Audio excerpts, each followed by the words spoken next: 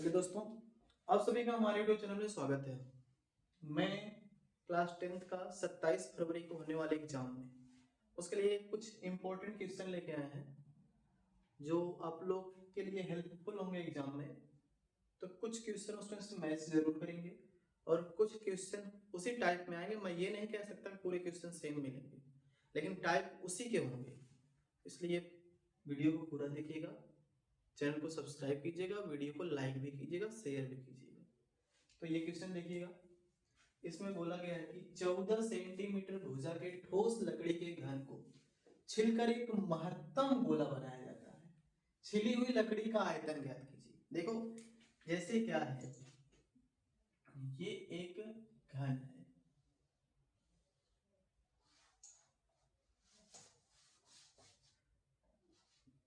ये एक क्या है, घन है।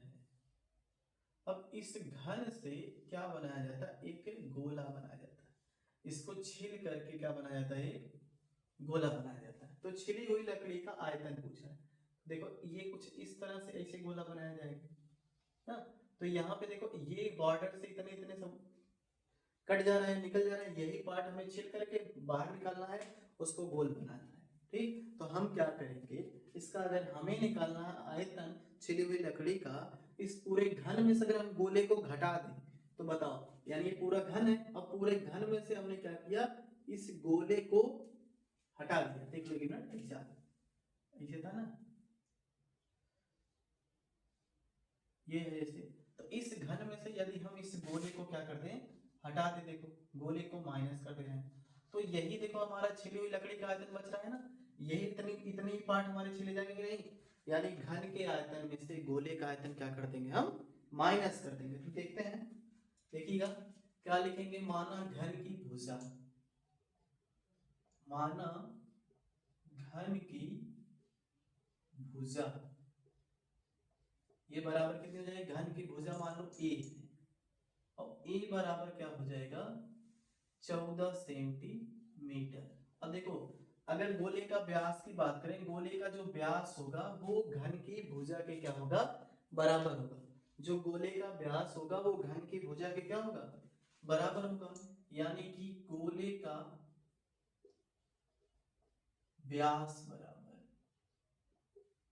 गोले का व्यास बराबर घन की क्या हो जाएगी, घन की भुजा।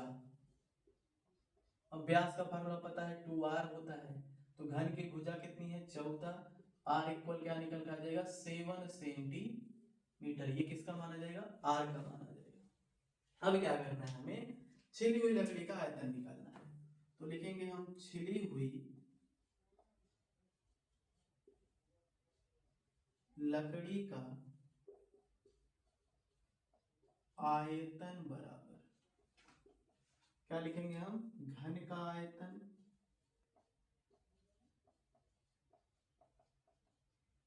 माइनस गोले का आयतन, घन का आयतन माइनस गोले का आयतन। तो घन का आयतन फार्मूला क्या होता है, ए क्यू, यानी भुजा क्यू, माइनस गोले का आयतन होता है 4/3 पाई आर क्यूब होता है। ठीक, तो घन का आयतन देखो क्या दे, भुजा दे रखी है ए, यानी 14 का क्यूब हो जाएगा, माइनस 4/3, पाई का मान होता है 22/7, गुणे आर का मान कितना है, देखो 7 है, तो 7 गुणे 7 गुणे क्या हो जाएगा, 7 हो जाएगा। तो यहां से अगर आप 14 का क्यूब करोगे तो ये आ जाएगा कितना, 27/44 आ जाएगा, माइनस 7 से 7 तो कैंसिल हो जाएगा, 22/88 और बटे 3 गुणे कितना आ जाएगा, 49 आ जाएगा। तो ये आ जाएगा 27/44 माइनस 49 का अगर आप मल्टीप्लाई 88 में करते हो तो करके देख लो। वैसे तो मैं करके रखा हूं, मेरा हो जाएगा कितना, 43/12, कितना आ जाएगा, 43/12, 43/12 बटे कितना आ जाएगा, 3। थोड़ा इधर साल कर लेते हैं, देखो 3 चौक कितना हो जाएगा, 12 का 2, 3 चौक 12, 1 13 का 3, 3 7 21, 21 2 कितना, ये 21, एक मिनट एक मिनट एक मिनट एक मिनट, 3 चौक कितना हो जाएगा 12, 12 का क्या आ जाएगा 2, और 3 चौक 12 13 का 3 हो जाएगा, 3 सते 21 एक 22 का 2, और 3 दूनी 6, और 6 2 कितना हो जाएगा 8, माइनस क्या कर देना है 43, 12 पूरे का बटे कर देना आपको 3, सब ट्राई कर दो जो आएगा आंसर, 2 में से 2 घटेगा 0 आएगा, 3 में से 1 घटेगा कितना आएगा 2 आ जाएगा, 12 में से 3 गया कितना आ जाएगा 9, बचा कितना 8, यानी कि 29 29 आएगा ना, 29 बटे 29 20 बटे 3 39 आएगा, कुछ तो गड़बड़ है।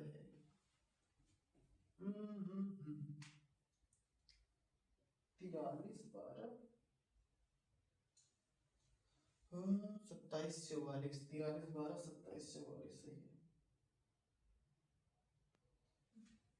3 दूनी कितना देखो एक बार, 3 दूनी 6 और 3 चौक 12, 12 कितना आ जाएगा 3 दूनी 6, एक मिनट सॉरी यही गलती है यहाँ पे, देखो फिर से 3 दूनी कितना हो जाएगा 3, देखो 3 चौक 12 का 2, और 3 चौक 12 कितना आ जाएगा 13 आएगा, सही जी 13, और 13 का कितना हो जाएगा 3, हासिल लगा 1, और 3 सते 21 एक 22, और 3 दूनी 6 2 8, सही तो है लेकिन गलत कहाँ से आ रहा है। 2 में से 2 गया 0, 3 में से 1 गया 2, 2 में से 3 घटेगा नहीं, 2 में से 3 घटेगा, उदाहरण कितना जाएगा 12, 12 में से 9 गया 3, तो यहाँ 7 घटा, सॉरी ये घटाने में गलती हुई थी, यहाँ पे 39 20 सेंटीमीटर क्यूब, ये क्या आ जाएगा हमारी छिली हुई लकड़ी का आयतन। तो बताओ यहाँ तक कोई दिक्कत है आपको, कर तो लोगे, आगे चले देखिए अगला क्वेश्चन।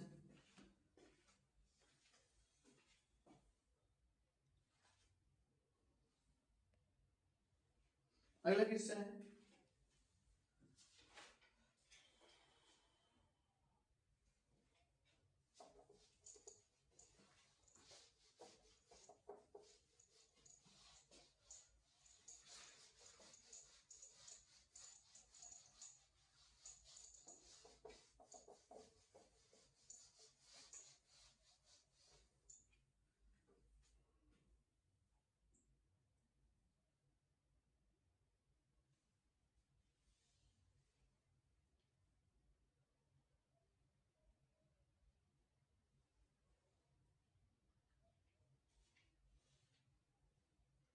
हाँ देखो ये क्वेश्चन है, दूसरा है किसी समांतर श्रेणी, क्या बोला गया है किसी समांतर श्रेणी,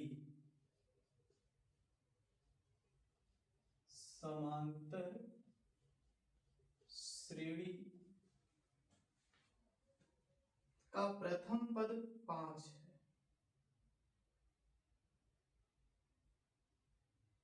का प्रथम पद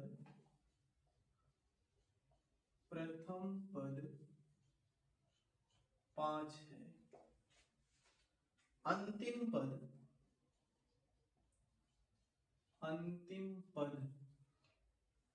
45 है, और सभी पदों का योगफल, और सभी पदों का योगफल 400, पदों की संख्या है तो पदों की संख्या यानी n, और सार्वअंतर ज्ञात कीजिए, और सार्वअंतर ज्ञात कीजिए।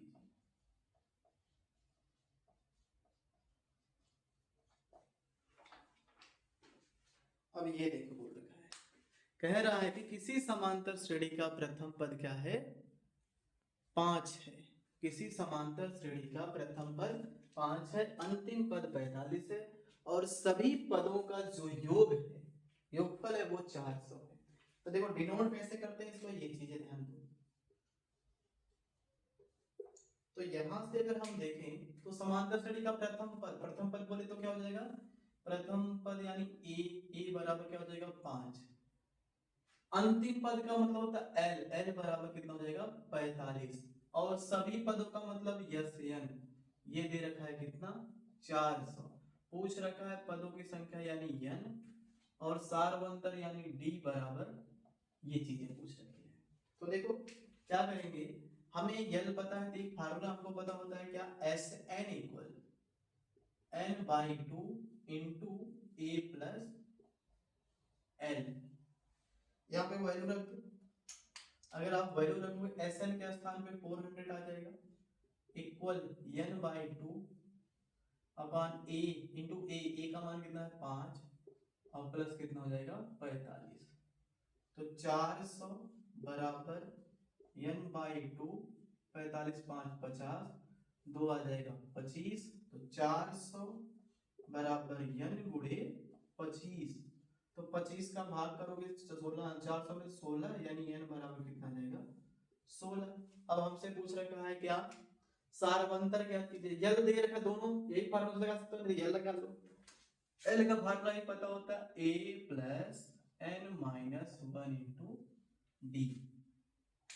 एल का दे रखा है कितना, एल है 45 बराबर a दे रखा है कितना 5 प्लस n हमको क्या दे रखा है 16 माइनस 1 इंटू डी। तो ये जाएगा 45 और ये प्लस इधर आएगा तो माइनस 5 हो जाएगा, तो 16 में से घटेगा 15 डी। तो 45 में से 5 घटेगा कितना जाएगा 40, कितना जाएगा 40 बराबर 15 डी। तो डी बराबर आ जाएगा 40 बटे 15, 5 अठे 40 तो 5 यही 15, यानी डी बराबर आ जाएगा 8 बटे 3। तो ये हो जाएगा हमारा डी और एन का मान हो जाएगा। अब इसमें कोई दिक्कत है आपको, होनी भी नहीं चाहिए, तो बहुत अच्छी बात है। चलते हैं अगले क्वेश्चन में।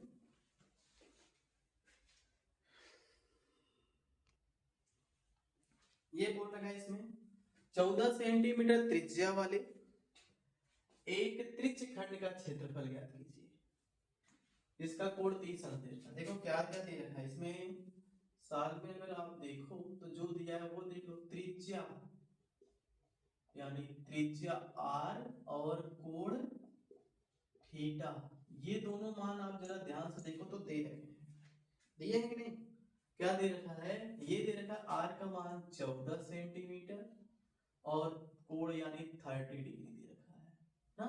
तो अब हमें पता है त्रिज्य खंड का क्षेत्रफल, त्रिज्य खंड का क्षेत्रफल बराबर क्या होता है, पाई आर स्क्वायर थीटा अपान कितना 360 डिग्री। पाई का मान रख दो, पाई का मान होता है 22 बटे 7 गुणे आर का मान देखो कितना है 14 और गुणे थीटा कितना है 30 डिग्री अपान कितना हो जाएगा 360 डिग्री, ये हो जाएगा। और ये 14 का स्क्वायर होगा सर, ध्यान रखिएगा हमने थोड़ा सा भूल कर दी, 0 से 0 क्या हो जाएगा कैंसिल, 3 1 कम 3 3 12 थे 3 12 36, यानी क्या बच जाएगा 22 बटे 7 गुणे 14 गुणे 14 कर दो और बटे कितना कर दो 12। तो देखो 7 1 कम 7 7 दूनी 14 2 1 कम 2 2 6 12 2 तिहाई 6 2 7 कितना जाएगा 14। तो बचेगा 22 गुणे 7 बटे कितना 3, तो 22 7 154 कितना आ जाएगा 154 बटे 3 सेंटीमीटर स्क्वायर। तो ये हो जाएगा हमारा क्या त्रिज्य खंड का क्षेत्रफल। कोई दिक्कत तो होगी नहीं, फार्मूला बस आपको याद रखना, बिन फार्मूले के कुछ होने वाला नहीं है, तो खास करके आप फार्मूले पे ध्यान दीजिएगा, हो जाएगा। चलो नेक्स्ट क्वेश्चन है,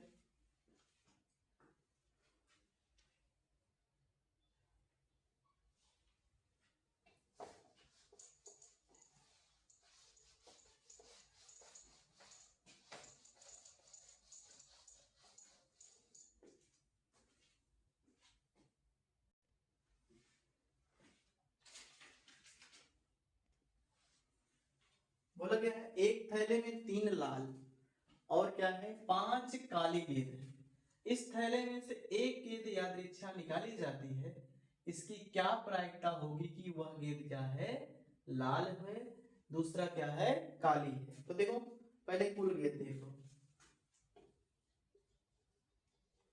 मान लो एक थैला है, ये मान लो आपका क्या एक थैला है। इस थैले में जो है 3 रेड गेंद, 3 तो रेड बॉल है और 5 तो क्या है, ब्लैक है। ये चीजें दे रखी है ना, 3 रेड है और 5 क्या है, ब्लैक है। तो देखो अगर हम देखें कुल गेंदों की संख्या, यानी कुल गेंदों की संख्या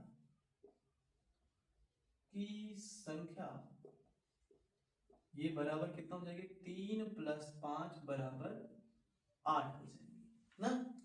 अब अगर हम यहाँ पे बात करें लाल गेंद की बात किया, तो पहले आप लाल गेंद देख लो।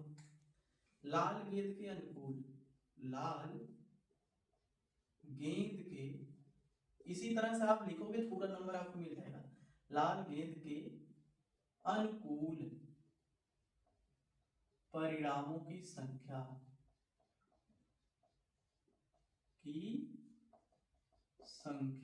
बराबर, अच्छा बताओ लाल गेंद कितनी है, 3 है, तो लाल गेंद के अनुकूल परिणामों की संख्या कितनी हो जाएगी, 3। अब लिखते हैं काली गेंद, काली गेंद के अनुकूल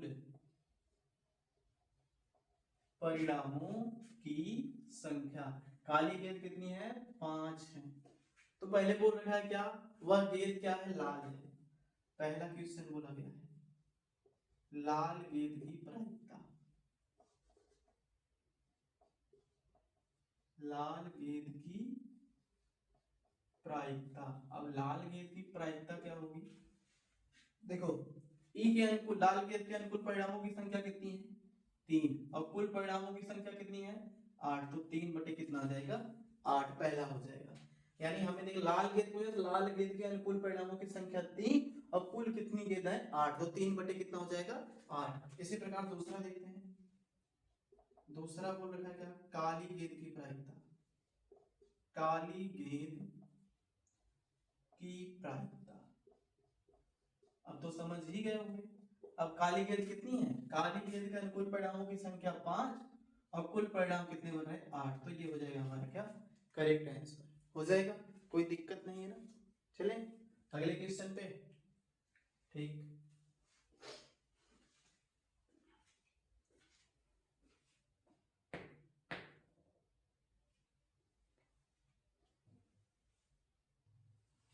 देखिए इसमें बोल रहा है चित्र ओ ए बी में, कोड ए ओ बी जो है वो 30 अंश का है और ओ बी ओ सी का मान दे रखा है। तो छायांकित भाग का मतलब ये वाला जो पार्ट है इसी का हमें एरिया फाइंड करना, यानी क्षेत्रफल फाइंड करना है। और ये क्वेश्चन 4 नंबर में पूछे जाते हैं। तो चलो देखते हैं, जो दिया गया उसे आप रख लो।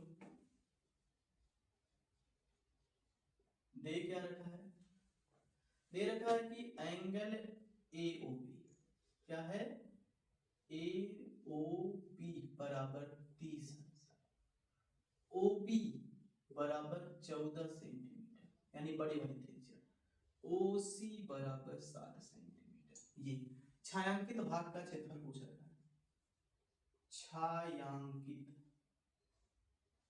भाग का क्षेत्रफल बराबर, अब छायांकित भाग का क्षेत्रफल जरा देखो, इस पूरे क्षेत्रफल में से ये वाला छोटा वाला क्या कर दोगे, माइनस कर दोगे, छायांकित भाग का क्षेत्रफल आ जाएगा। कहने का मतलब यदि आप इस पूरे क्षेत्रफल में से ना, इस पूरे क्षेत्रफल में से इतना पार्ट आप क्या कर दोगे, माइनस कर दोगे, तो ये क्या आ जाएगा आपका छायांकित भाग का क्षेत्रफल, इतना घट जाएगा तो ये इतना बच जाएगा। तो क्या हो जाएगा, छायांकित भाग का क्षेत्रफल लिखेंगे त्रिज्यखंड, त्रिज्यखंड ओ ए पी का क्षेत्रफल माइनस त्रिज्यखंड ओ सी डी का क्षेत्रफल, ये चीजें हो जाएंगी। ठीक, अब क्या करते हैं ध्यान देना, त्रिज्यखंड का क्षेत्रफल पाई आर स्क्वायर थीटा बटे 360 minus pi r square theta बटे 360 हो जाएगा ना। तो एक चीज जरा ध्यान दो, इसमें पाई थीटा, इसको मान लो R1, ये है क्या R2 है, ठीक। तो यहां से आप इसको आप नाम दे दो R1 हो गया और ये वाला R2 हो गया। तो चलो इसमें से हम पाई थीटा अपान 360 डिग्री कॉमन लेते हैं, बचेगा क्या R1 का स्क्वायर माइनस R2 का स्क्वायर। मान रख दो पाई का मान क्या है 22/7 गुणे थीटा है 30 डिग्री अपान 360 डिग्री, और यहाँ R1 का मान कितना है 14 का होल स्क्वायर और R2 है 7 का स्क्वायर। सॉल्व करेंगे तो आ जाएगा 0 से 0 करें 3 एकम 3 3 12 में 36, 3 2 6 12 2 11 में 22, तो यानी 11/7 6 42 आ जाएगा। और अगर इसे साथ में 14 का स्क्वायर करो 196 माइनस 49। अब आगे क्या आ जाएगा जरा देखो 11/42 इंटू, देखो 16 में से 9 घटाओगे तो 7 आ जाएगा, हो जाएगा। यहाँ बचा कितना 18, 18 में से 4 घटाओगे कितना आएगा 14, ये आ जाएगा। अब यहाँ से क्या करोगे 7 4 11 1 12, 3 से कट ही जाएगा, 3 एकम 3 14 3 42 और 3 4 12 और 3 9 कितना आ जाएगा 27, अभी भी कट जाएगा, 7 दूनी 14 और 7 सते 49, तो यानी क्या आ जाएगा 11/2 गुणे 7, 11 सते 77/2 सेंटीमीटर स्क्वायर हमारा क्या हो जाएगा आंसर हो जाएगा, ये चीज है। तब बताओ हो जाएगा। अब बताओ कोई दिक्कत है इसमें, ठीक।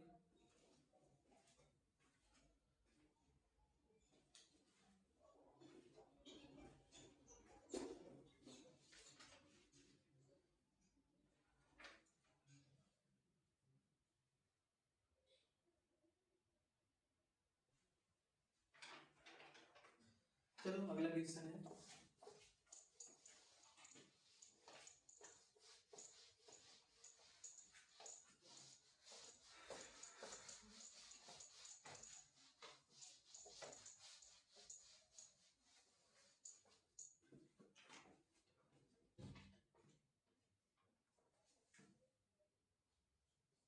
5वां, निम्नलिखित सारणी की माध्य क्या ज्ञात कीजिए।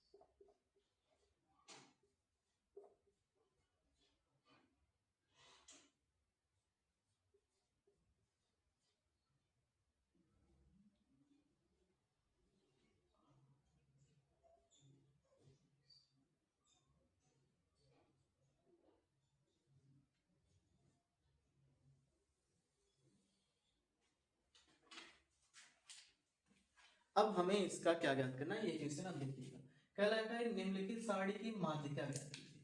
माध्यिका फाइंड करनी है, माध्यिका के लिए हमेशा हमें एफ और सी एफ की आवश्यकता होती है।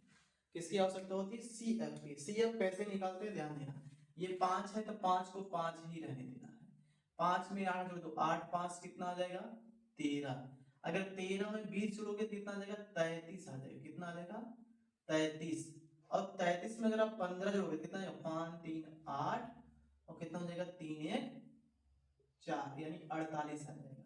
48 में 7 जोड़ो कितना आएगा 45 और 45 में 5 जोड़ो कितना आएगा 50 आ जाएगा। हो जाएगा। अब हमें क्या करना है, इसका योग अगर फाइंड करें n का मान जो निकल कर आएगा n इक्वल टू 50 आएगा। इसको पूरा ऐड करके देख लेना कितना जाएगा 50। अब यहाँ पे तो 50 आ गया, एक बार पुनः काउंट कर लेते हैं कहीं तो दिक्कत नहीं। 8 5 13, 13 5 18, 18 7, 8 7 15, 25, 5 30 का 0, 2 1 3, 2 1 3 3 3 6 कहीं गड़बड़ है, देखो 5 8 5 13 का 13 हो गया और यहाँ पे 20 में 13 जोड़ेंगे 3 आ जाएगा और 2 1 कितना 33 आ जाएगा और यहाँ से 5 3 8 3 1 4 48 आ जाएगा। 48 7 ये गलत हुआ है, 8 7 15 यानी कितना आएगा 55 आ जाएगा। 55 और ये कितना हो जाएगा 60 हो जाएगा। ठीक, तो ये n/2 हमारा 60 आ गया। यहाँ से n/2 देखो फार्मूला क्या होता है माध्यक का, माध्यक इक्वल होता है L plus n/2 minus CF बटे F इंटू H। ये हमें सारे मान पता होंगे तभी हम निकाल पाएंगे। तो यहाँ से अगर हम n/2 फाइंड करें तो देखो 50 का आधा कितना जाएगा 25 आ जाएगा। हो जाएगा। अब हमें ये पता करना है 50 नहीं थी 60 है, कितना ये 60, तो 60 का आधा कितना जाएगा 30 आ जाएगा। अब हमें ये पता करना है 30 किसके नियरेस्ट आएगा। यहाँ पे देखो 30 13 और 33 के बीच में आएगा और 13 और 33 के बीच में सबसे मतलब जो बड़ा होगा 13 और 33 में उन्हीं को लेना है। 13 और 33 में बड़ा क्या है 33, उन्हीं में लेना है। तो इसके ठीक ऊपर वाला जो होगा ये CF होगा और ये क्या होगा F होगा और ये क्या होगा हमारा बहुलक माध्यक वर्ग होगा।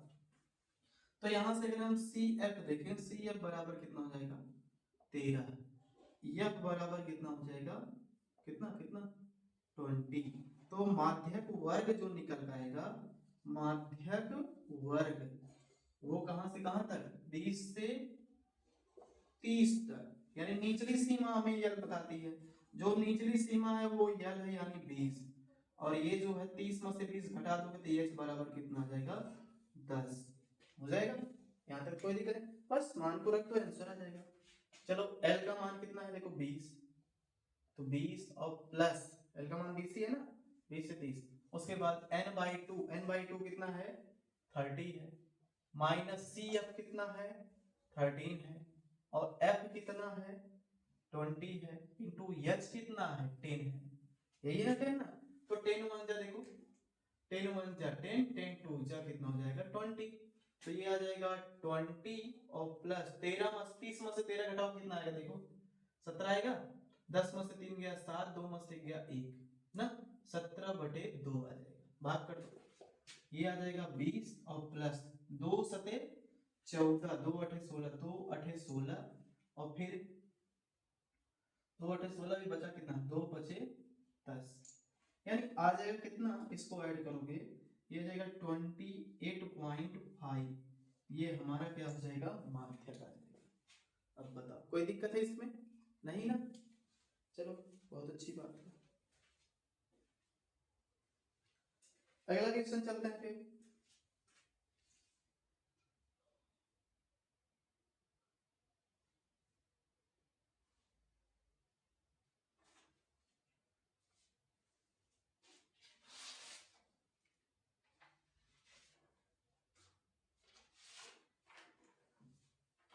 चलो अगला क्वेश्चन देखिएगा।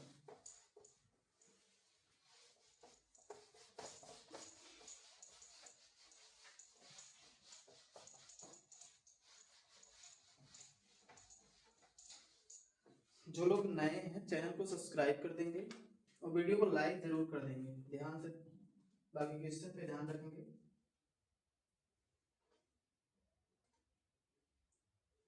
ये देखो 6वां क्वेश्चन बोल रखा है इसमें चित्र में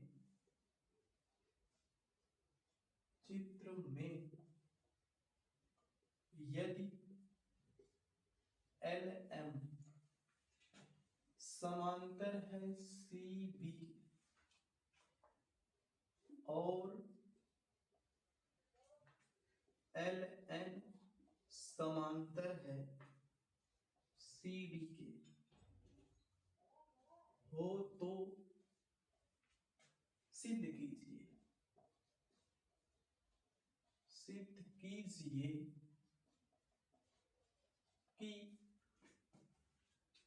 ए एम बटे बी एम इक्वल क्या है ए एन बटे डी। ये हमें प्रूव करना है।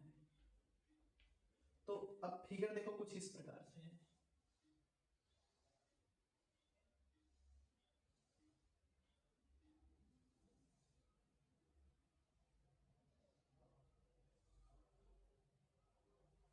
ये ए है, बी है, सी है, डी है, ये यम है, ये यल है और ये एन है। अब हमें इसे सिद्ध करना है। ये देखो 4 नंबर का क्वेश्चन है, आता जरूर है। तो पहले जो दिया उसे आप ध्यान से देख लो। दिया है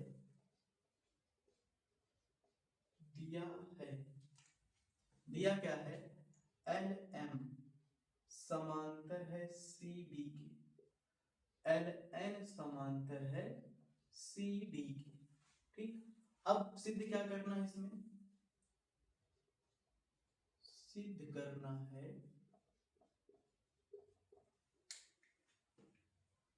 सिद्ध करना है क्या ए एम बटे B M equal A N बटे डी एन। ठीक, ये चीजें हमें क्या करनी है, प्रूव करनी है। तो देखिएगा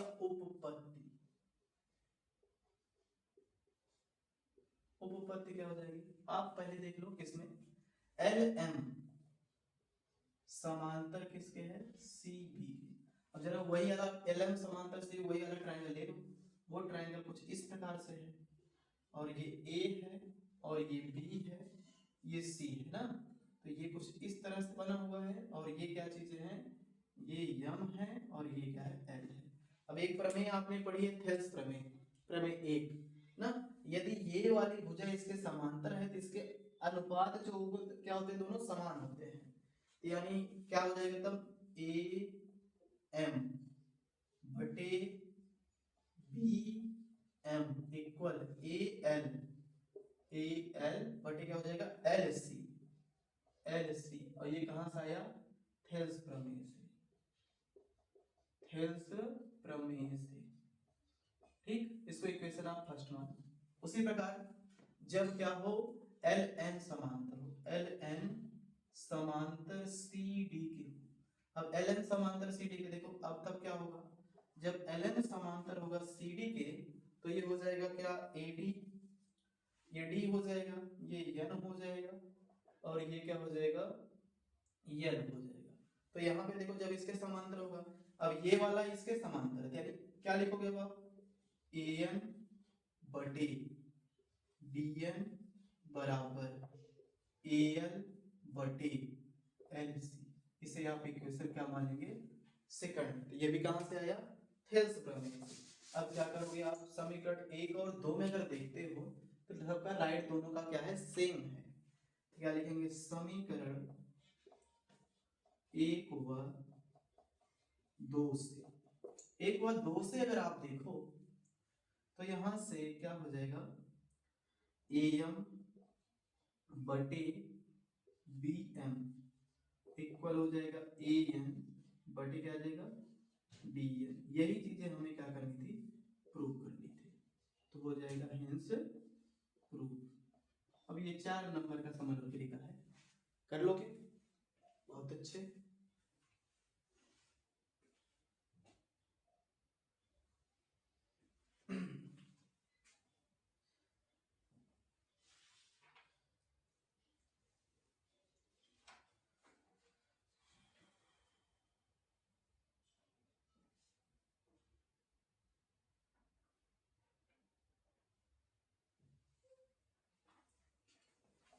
अगला क्वेश्चन है,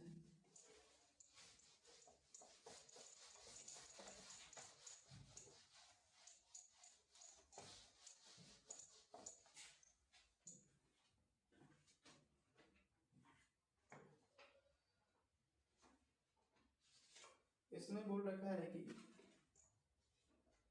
एक घन का आयतन, एक घन का आयतन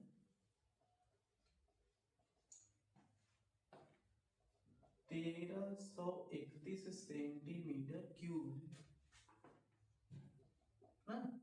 तो इसकी प्रत्येक भुजा ज्ञात कीजिए, इसकी प्रत्येक भुजा ज्ञात कीजिए। अब इसकी प्रत्येक भुजा ज्ञात करनी है तो देखो घन का आयतन दे रखा है, मान लो माना घन की भुजा, माना घन की प्रत्येक भुजा बराबर क्या ए। अब बताओ घन का आयतन दे रखा है कितना है, घन का आयतन बराबर 1331 दिया है। घन का आयतन फॉर्मूला क्या था, भुजा क्यूब, यानी ए क्यूब 1331 हो जाएगा। तो ए क्यूब बराबर 1331 किसका क्यूब है, 11 का क्यूब है। पावर का कंपेयर करोगे तो a इज इक्वल टू क्या निकल के आएगा, 11 सेंटीमीटर आंसर हो जाएगा। बस ये चीजें थी, एकदम सिंपल में 2 नंबर में पूछा जाता है, हो जाएगा ना। बहुत अच्छे। एक क्वेश्चन हो,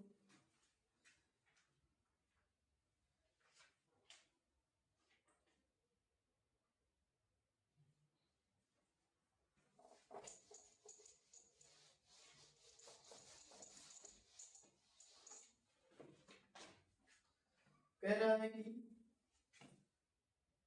8वां क्वेश्चन, भूमि पर स्थित,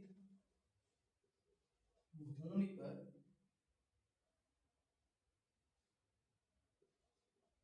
स्थित बिंदु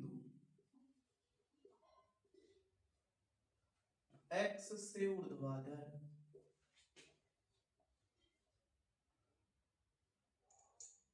x से ऊर्ध्वाधर टावर PQ के शीर्ष Q का उन्नयन कोण, उन्नयन कोण 60 अंश है।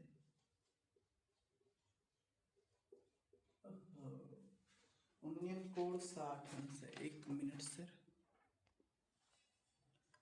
अब ये क्वेश्चन देखो बोल रहा है, ये क्वेश्चन 6 नंबर में पूछा जाता है और very very most important question है।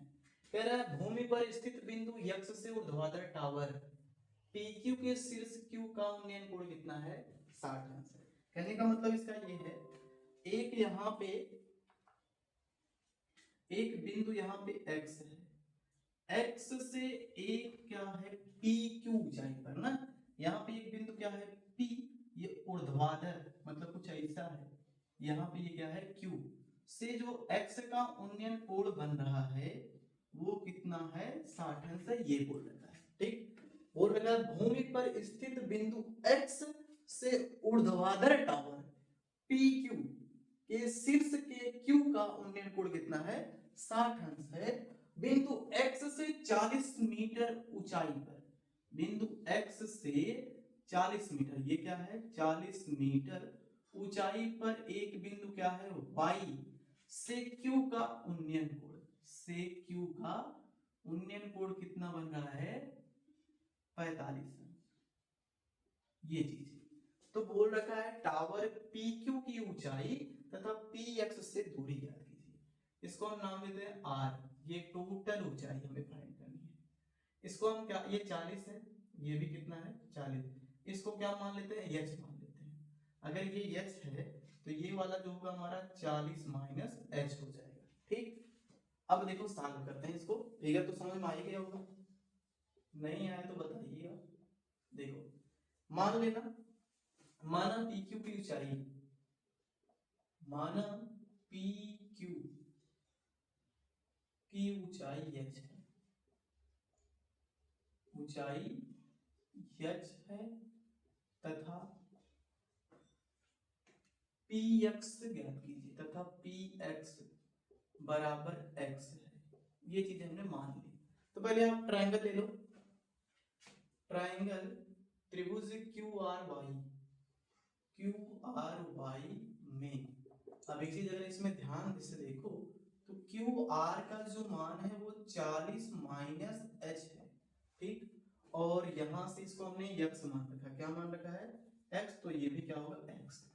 तो वाई आर क्या होगा, वाई आर वो कितना हो जाएगा x हो जाएगा, और थीटा जो हो जाएगा 45 डिग्री हो जाएगा। तो अब हमें तो देखो ये हो जाएगा क्यू आर और बटे क्या हो जाएगा वाई आर, यही होगा ना। क्यू आर कितना है देखिएगा, क्यू आर का मतलब लंब हो गया, वाई आर का मतलब आधार हो गया। लंब बटे आधार फार्मूला किसका होता है tan थीटा, किसका होता है tan थीटा, थीटा का मान तो 45 है, तो ये हो जाएगा tan 45 बराबर क्यू आर का मान 40 माइनस एच, वाई आर कितना हो जाएगा x, tan 45 का मान 1 होता है, तो ये हो जाएगा 40 माइनस एच बटे कितना आ जाएगा x, तो x इक्वल टू कितना आ जाएगा भैया 40 माइनस एच, समीकरण 1 बन जाएगा, हो जाएगा। अब अगला ट्रायंगल देखते हैं, लिखेंगे त्रिभुज किसमें QPX में, QPX में। अब QPX में अगर आप देखो PQ बराबर कितना उसमें हो रहा है, PQ बराबर H है ना। अच्छा PX बराबर कितना है, PX बराबर स्मॉल x है, और थीटा कितना बन रहा है इसमें 60 डिग्री बन रहा है, बन रहा है नहीं। तो बताओ हमें लंबाई ले लेनी है, लंबाई क्या दे रखी है हमारी PX, PQ है, अब बटे क्या हो जाएगा दूरी PX हो जाएगा बराबर, ये तो लंब बटे आधार ये भी बनेगा, तो ये क्या हो जाएगा tan थीटा हो जाएगा, हो जाएगा। इसके बाद सॉल्व जब करेंगे हम तो देखो क्या आ जाएगा, थीटा के स्थान पे tan 60 हो जाएगा, tan 60 अंश बराबर PQ का मान देखो कितना है, PQ का मान h है और PX का मान x है, और tan 60 का मान कितना होता है रूट में 3 और बराबर h अपान x, इसका मल्टीप्लाई इसमें कर दो root 3x equal to h, और x का मान हमने समीकरण 1 में निकाल रखा है, तो रूट 3 ये हो जाएगा कितना 40 माइनस h बराबर कितना h हो जाएगा, हो जाएगा। अब क्या करेंगे तो रूट 3 कितना हो जाएगा, ये रूट 3 यानी 40 रूट 3 हो जाएगा माइनस रूट 3 h हो जाएगा बराबर क्या आ जाएगा h, और इसे अगर हमें और अभी सॉल्व करना है, वही आंसर नहीं है ध्यान दीजिएगा। तो ये 40 रूट 3 को हमने इधर ही रोका, ठीक, और ये उसको हमने उधर भेज दिया, यानी h और प्लस कितना बन गया रूट 3h बन गया, ये हो जाएगा ना। अब क्या करना है h का मान फाइंड करना है, इसमें से हम इसको 40 रूट 3 को एज इट इज रहने दे रहे हैं, इसमें से h कॉमन ले लेते हैं तो आ जाएगा 1 प्लस रूट में 3, इसको इधर भेज दो तो बटे में बन जाएगा, h बराबर जो आएगा 40 रूट में 3 और पान कितना 1 प्लस रूट में 3, पर में कट कर दो 1 माइनस रूट 3 अपान 1 माइनस रूट 3 हो जाएगा। ऐसे करें, ऐसे करें, ऐसे कर दे,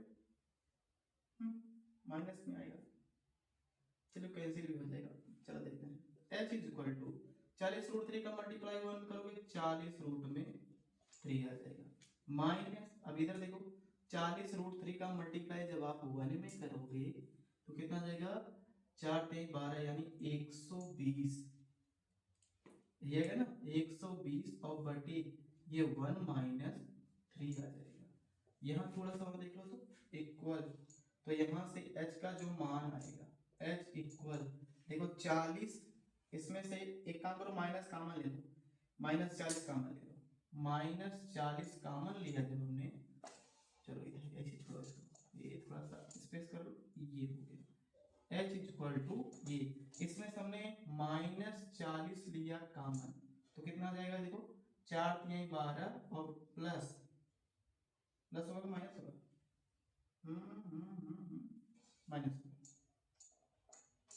माइनस कितना हो जाएगा रूट में 3 ये आ जाएगा, और बटे कितना आ जाएगा -2 -2, माइनस से माइनस कैंसिल, 2 एक कम 2, 2 20 में 40, तो h बराबर 20 3 माइनस रूट में 3 आ जाएगा। ये आ जाएगा h का मान। देखते हैं कुछ डाउट तो है थोड़ा सा, देख लें।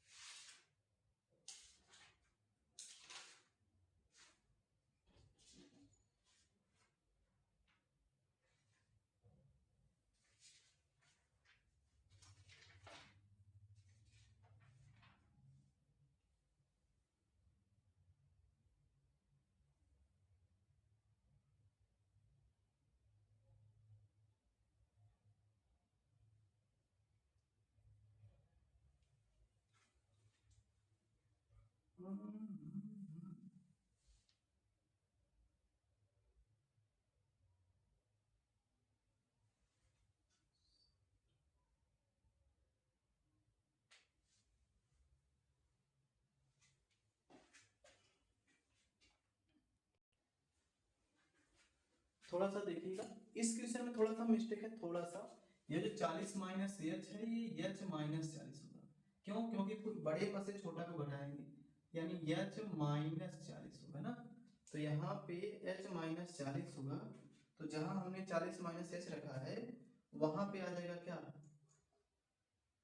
H minus 40। तो ये भी क्या आएगा, एच माइनस 40, और ये भी जो आएगा एच माइनस 40 हो जाएगा। तो यहाँ पे जो पुट किया जाएगा वैल्यू, एक मिनट, थोड़ी सी मिस्टेक की वजह से, बस जल्दबाजी के चक्कर में हुआ ये।